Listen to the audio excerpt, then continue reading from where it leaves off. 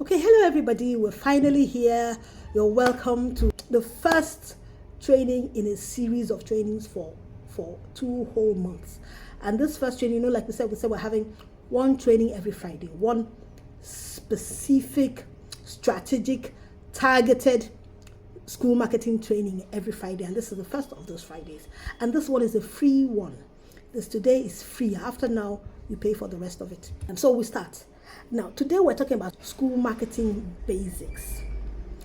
We cannot even begin to talk anything at all about school marketing if you have not touched on this one. Because, you see, we don't want a situation where so many people are enrolled in your school, they all come in their numbers, and then when they come, they're disappointed.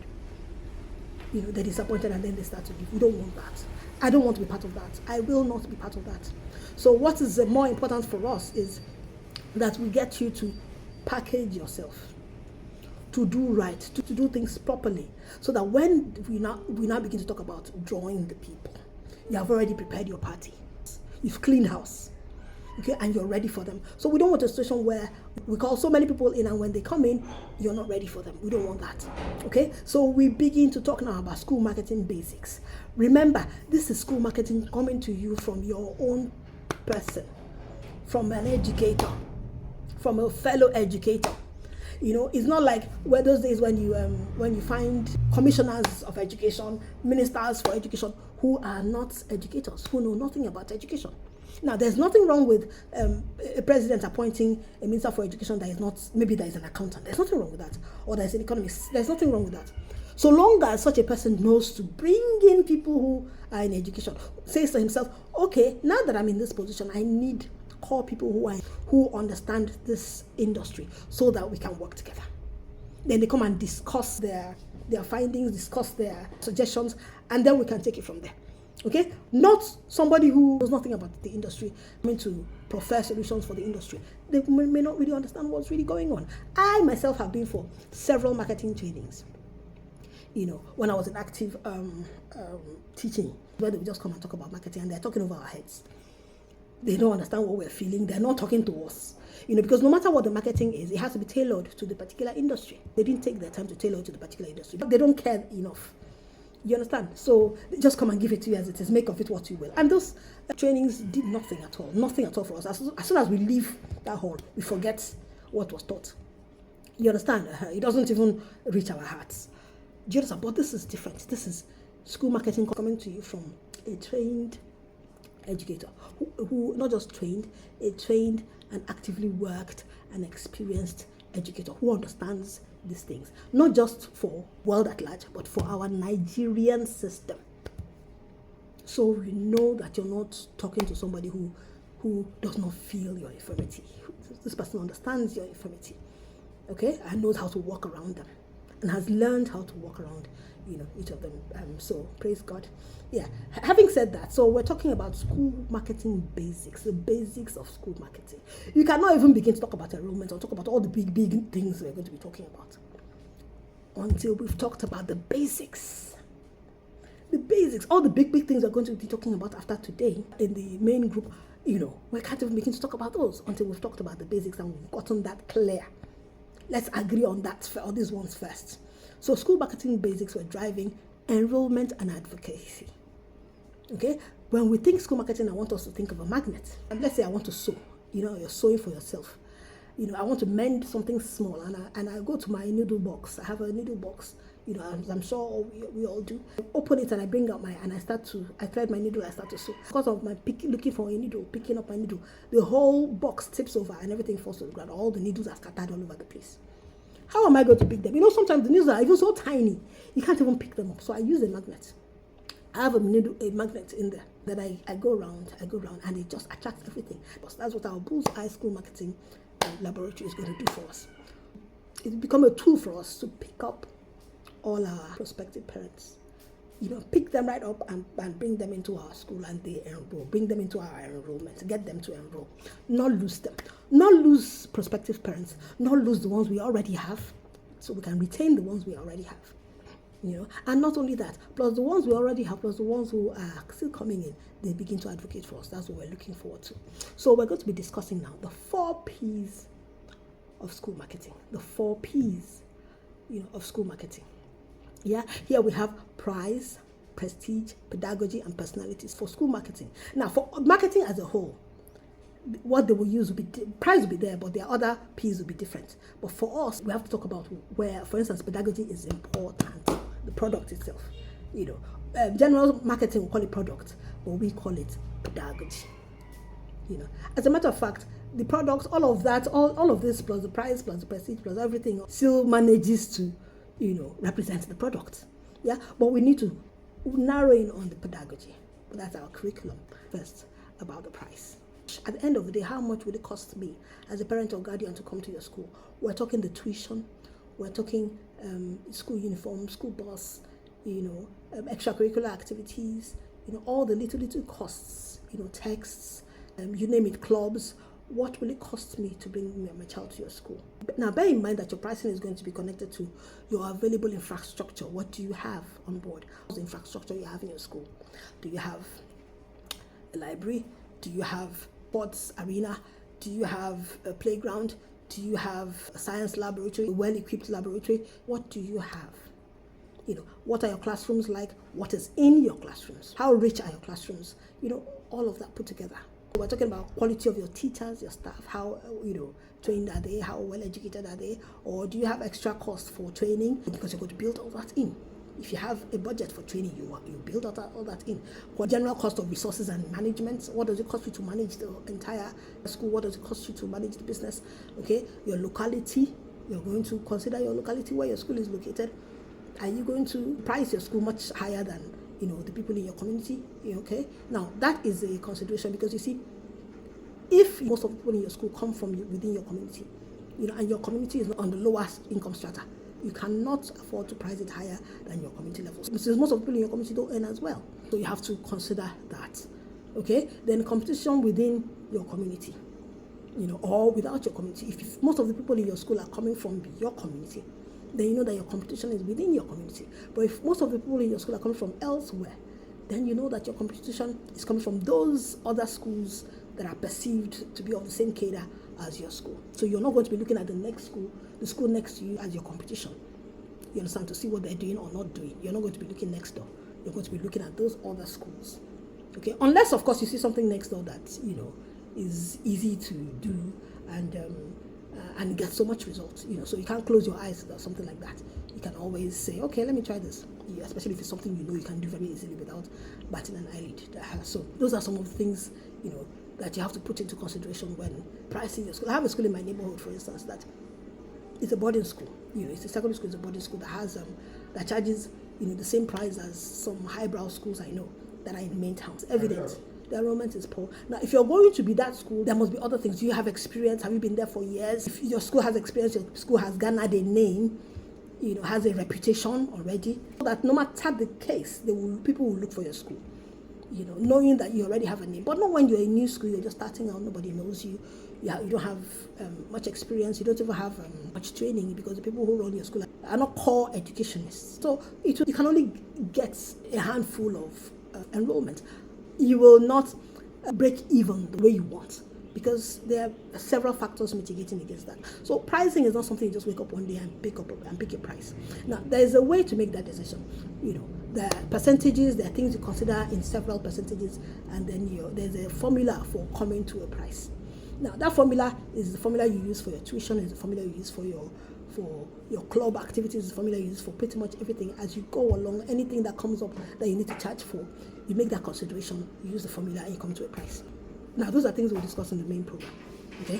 But for now, we just stop at this, just to give you an idea, such that when compared with what a parent stands to gain from choosing your school, your pricing should be more favorable than others.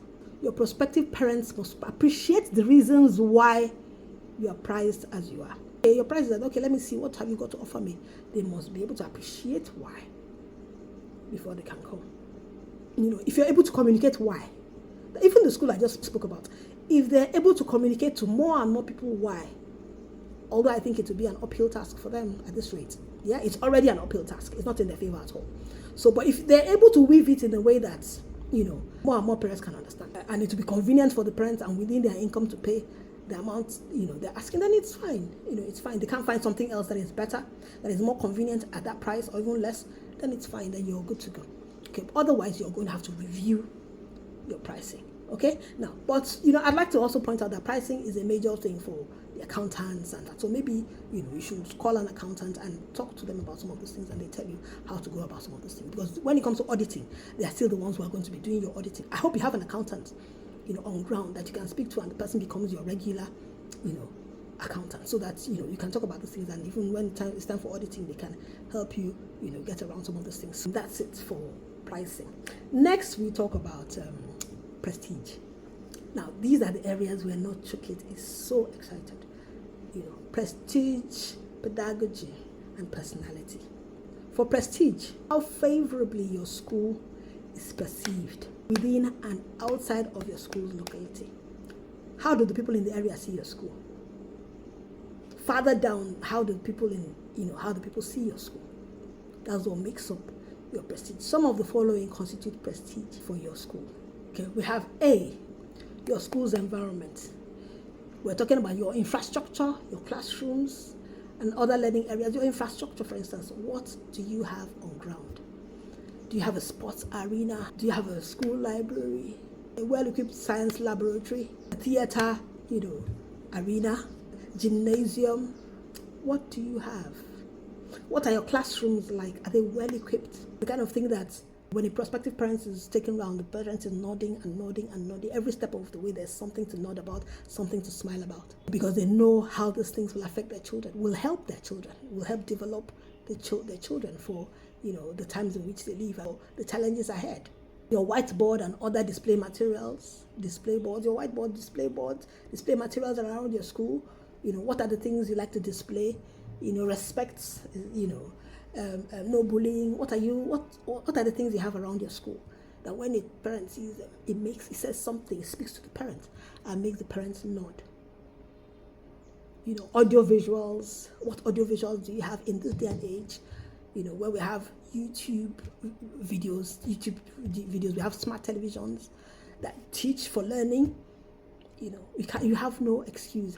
In my time, you had to, when I was in active teaching, you had to you find a way to download a video, and most YouTube videos were not even downloadable then, so find a way to download a video, put it in a flash, then bring it to your classroom, and attach it to your laptop and let it play on the projector. But these days, smart TV, you can watch a YouTube straight on a television set. Just connect your phone to television, to your smart television, and you're watching the YouTube video you want to watch, and another in a classroom. Either you have that in a classroom, or you can have an audiovisual room where you can make that possible, where you have TVs, you have computers, you have all kinds of things where classes can take turns, children can take turns to come and learn, teachers can take turns to come and use the facility. So do you have something like that? Or what alternatives do you have? We talk about whiteboards today. Now we have interactive whiteboards. Some schools are still using blackboards. Nothing wrong with that. If you're using blackboards, there must be other areas where your operation is stellar that people cannot compare. So they're making up for the areas where you're lacking, for the blackboard that you're using. So you may be using a blackboard, but there are other things. Maybe you have fantastic teachers that other schools don't have. Or maybe you have some kind of training program that other schools don't have. There must be other things around your school, that make up for that. You're still a big time competition. So you see, we're not saying you must have everything. We're saying make the best of what you have. How can you make the best of what you have? There are ways in which you can make the best of what you have. There are things you can put in place to make the best of what you have. And after you've made the best of what you have, there's a way to communicate that to parents in such a way that it will be favorable for them. You consider it a good product, so enough to bring their children to your school, enough to enroll. How about instructional manipulatives? Sorry, I talk a bit too fast sometimes. Okay. And other teaching aids, learning aids.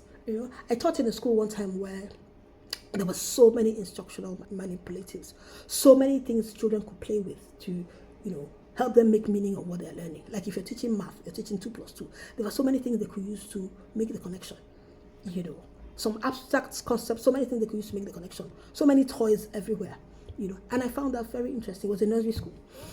But, funny, I noticed that in other classes, teachers were afraid to use the manipulative. They said, oh, it will spoil, I don't want it to spoil, the children will spoil. But the school had a budget for depreciation. So if the thing spoiled, every term they had a budget for depreciation. So some things were expected to spoil, so long as you're able to say why they spoiled, what happened. If you're able to explain it, they understand there is a budget for that.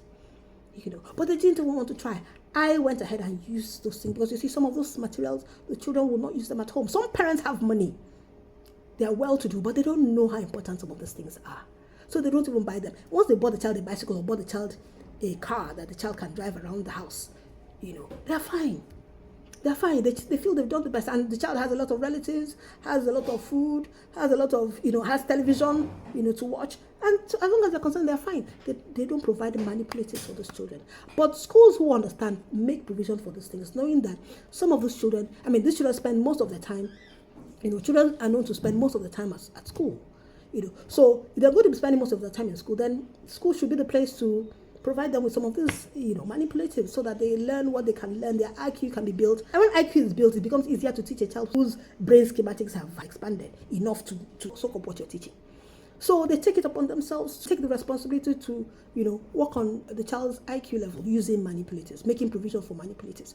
But it's only schools who understand these things that go the extra mile, and teachers who understand these things, as we're making you understand now, as we're discussing now, that go ahead with these things. I remember my class then, after school was time for toys, I'll bring down all the toys. There were shelves all around my class, and those shelves all had material. So I'll bring out everything and put them in different circles. So if you wanted to play with this, you come here. If you wanted to play with that, you go, in different areas. So the children would have fun waiting for their parents to come and pick them. When other children will go out and wait in the arena, my children were in class playing. So I will wait for them. When the last person is gone, then I'll pack up all the toys, before I begin to think of leaving myself. Oh, then I didn't have I didn't have children just yet, so it was okay. Start to get cumbersome when the children start to come and you have a home, you have much to wait for you at home. But my husband understood at that time, so I would do that, like value added, But that's the thing, the manipulatives are so important. So do you have those sort of things? Your front desk experience. Front desk. Front desk can make or mar your enrollment. You can do everything else right and place the wrong person on the front desk who doesn't understand that her position is crucial, and the person will mess up the entire thing. That is why we need to train our front desk staff. We absolutely need to train our front desk staff. Give them training, let them understand how important, how crucial that position is, so that they can, prepare themselves to do the job and do it right. For instance, you have a front desk official who's nasty, doesn't know how to handle inquiries. So, hello, yes, can I help you? And she gives off an attitude immediately. That is so wrong. Customer care, customer service is so important. It makes or mars a business. That is so wrong. I'm coming to spend my money. It's my money. The experience matters to me. Okay? Now, part of what we're trying to do is when parents come into your school, they have to have a good experience from beginning to end. And then at the front desk official, not like she's along the way. You have to go out of your way to go and see her. So if a parent can come in and get a good experience all the way everywhere, before she now decides, okay, let me go and talk about school fees and talk about registration. Now let me go. And then they go to see the front desk. Once they get to the front desk official is nasty. Once that happens, they lose. The parent is lost. The parents will just, okay, and just walk away.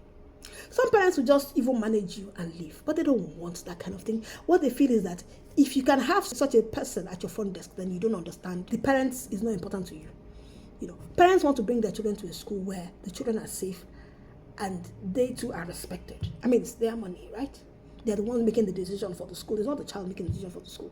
The child helps. The way the child's expression of how they feel at the school helps. But that's not what's, that's not what moves the needle of the money, the payment, So at the end of the day, you must respect the parents. Give them utmost regard. The customer is always right. It's not a hoax. It is true. So you at the front desk, you're not the one running the school. You're not the one making things happen. Your duty is just to answer questions and answer them right. Now, but the thing about it is a lot of front desk people don't even have a script. You're supposed to have a script. You may have a nice looking person who doesn't know we're talking about just answering right. We're talking about saying the things that will draw the parent in. Do you know what to say to draw the parent in? There are scripts about these things. There are scripts. Give the front desk, as you train the front desk expert, give them scripts.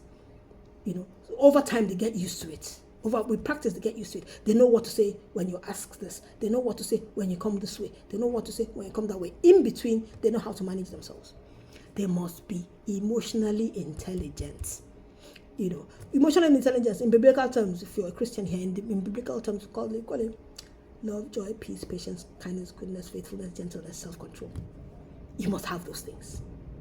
You must be that person who, even when a parent comes angry, if you don't help to calm them down, if you're not able to calm them down, you're at least able to get them not to cause mayhem, to control the situation in such a way that even the parent knows that, you did well. That is part of how you garner prestige for your school. It's part of your school environment. Another thing I'd like to quickly mention about school environment is the ambience at your school. Are children happy to come to school every day? Yeah. No bullying from fellow students, no bullying from teachers, no dark spots, or scary spots in alleys, in the bathroom, in the restroom, in the classroom, no dark spots, no eerie places. Do they feel safe in the school? Is the school a happy environment? We have a questionnaire that you can use at your school and, stylishly find out from the children how they feel about your school. This is a questionnaire we normally give to parents who need to make a decision. When we're trying to decide, I don't like the school, I want to change my child's school. I was okay. For what reason? And they really can't put a finger on what is wrong. And sometimes it's just their mind. So you give them a question, and sometimes a lot of the time when their child answers these questions, they realize that it's all in their head. There's no real threat to the child. You understand? But some other time they discover that there is actually a threat, and then they can make a quick decision. You understand? So we'll post that questionnaire in the group. You will make use of it just to find out if there are loopholes, if there are areas you need to tighten, to see whether there's something wrong somewhere or something not quite right somewhere that you can deal with now, nip in the bud now while you can, before it becomes too late. Okay, so that is one. And then another thing about becomes important too, that this regard that your teachers are properly get regular training about how to handle things. Your teachers understanding their job and what is expected of them. That's one of the problems I had as a teacher. The first year of my teaching, because I didn't quite understand what my job description was. I thought it was just teach. But we had yearly appraisals, and those are yearly appraisals. Everybody used to be on their toes for those yearly appraisals, and it used to bother me, like, what is expected of me before I go for an appraisal? What are they appraising me on? It took me one appraisal to discover what I was being appraised upon. Nobody explained that to me, and I have a problem with that. People should have a job description. When they're given a job, they should have a job description so they know what is expected of them. They have an idea what is expected of them as they show up each day for the job. So but over time, over the years, in the course of this training, we've shared loads of, I think I've shared this particular item, I've shared it over, if not up to, I won't be surprised I've shared it up to 500 times, if not more. Sometimes you share in groups, sometimes if it's individually, I'll say 500 times, but in groups, if I'm to add groups, I really cannot say. We'll be talking about 2,000, in numbers, because people are so happy to have it, because it helps them know where to improve upon, what to improve upon, whether they're even suited for the job or not, and then they go ahead to become better teachers, and better executives. So we're going to share how to be a 21st century, what is expected of you as a 21st century educator or a 21st century head teacher. So we'll share that. You can have a look and help to praise yourself, and then what areas to improve upon and begin to work. Yes. So that said, now we'll go to what I call outward or exit materials.